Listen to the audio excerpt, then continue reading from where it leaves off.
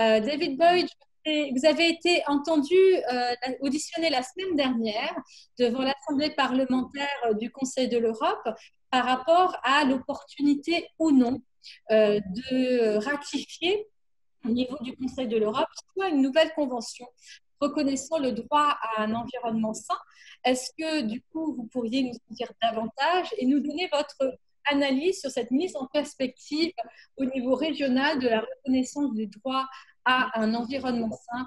Tout cela pour dire que ce dont nous sommes en train d'échanger aujourd'hui, ce dont nous sommes en train de parler, c'est vraiment du droit actuellement à l'œuvre. Merci beaucoup, David Boyd, d'être ici. Et je vais vous chercher pour vous mettre en vidéo vedette. Est-ce que vous pourriez... Si, je vous vois. Excusez-moi, je vous vois. J'espère que tout le monde vous voit présent. David, bienvenue, bienvenue en France. Merci d'être avec nous. The floor is yours. Bon, merci beaucoup, Émilie, et bonjour tout le monde. C'est un grand plaisir d'être avec vous aujourd'hui.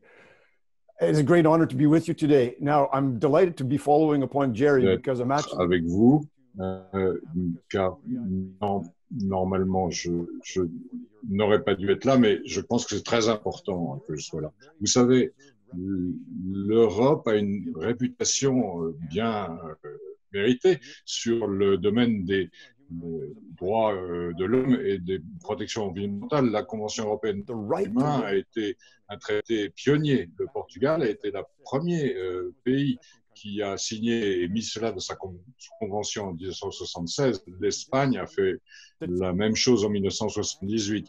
Donc il est très surprenant et décourageant que l'Europe aujourd'hui soit loin derrière d'autres régions du globe dans la reconnaissance et la protection du droit à un environnement durable, sûr et sain.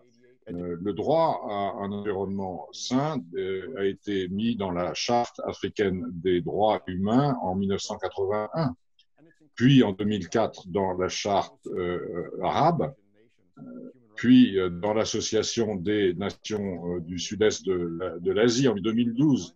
Donc l'Europe est finalement le seul endroit au monde où les droits humains, il n'y a pas cet instrument. En 1999, pour essayer de rechanger cela, l'Assemblée parlementaire du Conseil européen a demandé à ce qu'il y ait le développement d'un nouveau protocole sur le droit à un environnement sain et viable. Le Conseil des ministres a rejeté cette idée en disant qu'il y avait certaines difficultés juridiques et conceptuelles. Ces difficultés n'ont pas été identifiées ni expliquées. Et donc, il n'y a aucun protocole qui a été pris en 2009. On a à nouveau, l'Assemblée européenne a à nouveau demandé qu'un nouveau protocole soit adopté. À nouveau, le Conseil des ministres a rajouté cette idée sur la base que les droits de l'homme au niveau européen, le système des droits de l'homme au niveau européen, contribue déjà indirectement à la protection de l'environnement à travers des droits existants de conventions et leur interprétation dans les différentes juridictions de la Cour européenne des droits humains. Il est vrai de dire qu'il existe une certaine interprétation de ces droits, mais la Cour européenne a fait d'importantes contributions. Mais cela dit, il y a beaucoup de raisons qui font que ces contributions indirectes sont complètement inadaptées. D'abord, si vous regardez tout ce qui se passe aujourd'hui dans le monde, l'urgence climatique, le déclin de la biodiversité, la crise de la santé liée à la pollution, l'émergence de plus en plus fréquente de maladies zoonotiques, tout ceci fait que ça a un impact immense en termes de vies humaines. Plus de 9 millions de personnes sont mortes prématurément. Chaque année prématurément de la pollution. Des milliards de personnes sont menacées par les impacts du réchauffement climatique, dus à des tempêtes, à des sécheresses, à des feux, à l'augmentation du niveau des fleuves. Michelle Bachelet, ma collègue aux Nations Unies, a dit récemment que le monde n'a jamais connu une telle attaque, menace sur les droits humains. En réponse à cette crise globale environnementale, les scientifiques demandent que soient mis en place des transformations rapides systémiques. Deuxièmement, la Cour européenne a dit plusieurs fois qu'il n'y a pas de droit à une protection de la nature dans la Convention européenne. Pourtant, la protection de la nature est un élément essentiel du droit à un environnement sain. Par exemple, en 2017, la Cour interaméricaine sur les droits humains a dit qu'un environnement sain est un droit fondamental à l'existence de l'humanité. La Cour a ajouté que le droit à un environnement sain, à la différence d'autres droits, protège les composants de l'environnement comme les forêts, les rivières, les mers.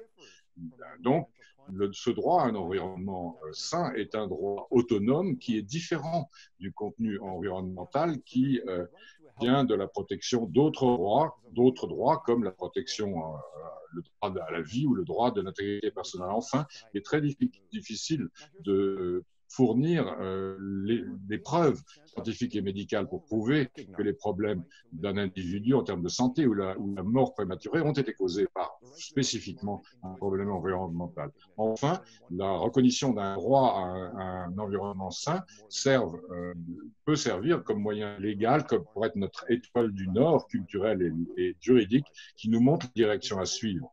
Enfin, au total, plus de 156 pays ont déjà mis en place la reconnaissance juridique de ce droit à un environnement sain. Le droit à un environnement sain est fondamental pour la santé humaine, la dignité et le bien-être. Il est composé de deux éléments. Avoir un air propre, sûr, de l'eau en quantité suffisante, un climat sain et de la nourriture saine également. Un environnement non toxique dans lequel on peut travailler. Et nous avons des décennies d'expérience nationale qui montrent qu'avec ce droit à un environnement sain, ça peut servir de catalyste et apporter de nombreux avantages. Des lois environnementales et des politiques plus fortes, une mise en œuvre meilleure de ces lois et de ces politiques, des niveaux augmentés de participation publique dans la prise de décision environnementale. La recherche démontre également que la reconnaissance d'un tel droit contribue à des résultats environnementaux améliorés.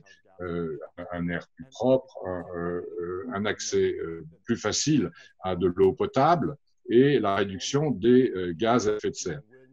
Il y a également les aspects positifs de la reconnaissance du droit à un environnement sain pour les populations vulnérables, y compris les femmes, les enfants, les personnes qui vivent dans la pauvreté, les membres des peuples opinions. La reconnaissance européenne de ce droit à un environnement sain permettrait d'empêcher que des centaines de milliers de morts prématurées se passent chaque année en Europe.